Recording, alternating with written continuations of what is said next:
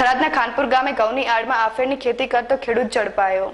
થરાદ તાલુકામાંથી સૌપ્રથમવાર ઝડપાઈ અફીણની ખેતી। કેટલા ટાઈમથી ચાલતી હતી અફીણની ખેતી? માવજી નથા પ્રજાપતિ ક્યારથી કરતો હતો અફીણની ખેતી? પોલીસ દ્વારા કરવામાં આવી માવજી પ્રજાપતિની ધરપકડ। ગુજરાતના યુવાનો પણ હવે ચડી રહ્યા છે નશાના રવાડે। જ્યારે વાત આવે છે નશાના કારોબારની તો સામે આવે છે પંજાબનું દ્રશ્ય, પરંતુ અમે તમને બતાવવા જઈ રહ્યા છીએ નશાનો કારોબાર એ પણ ગુજરાતમાં। કેમેરાની સામે ઉભેલ આ છે પ્રજાપતિ માવજી નથાભાઈ।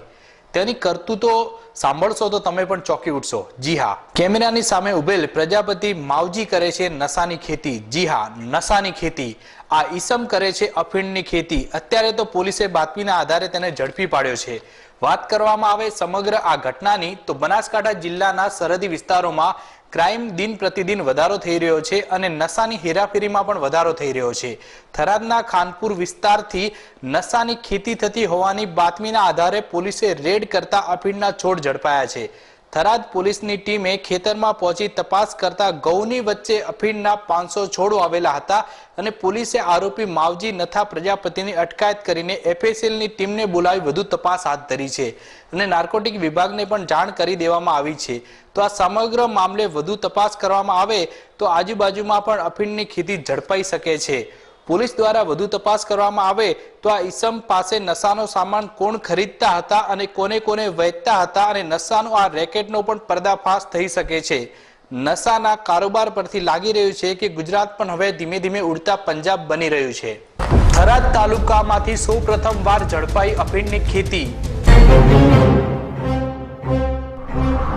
કેટલા ટાઈમથી ચાલતી હતી અફીણની ખેતી? માવજી નથા પ્રજાપતિ ક્યારથી કરતો હતો અફીણની ખેતી?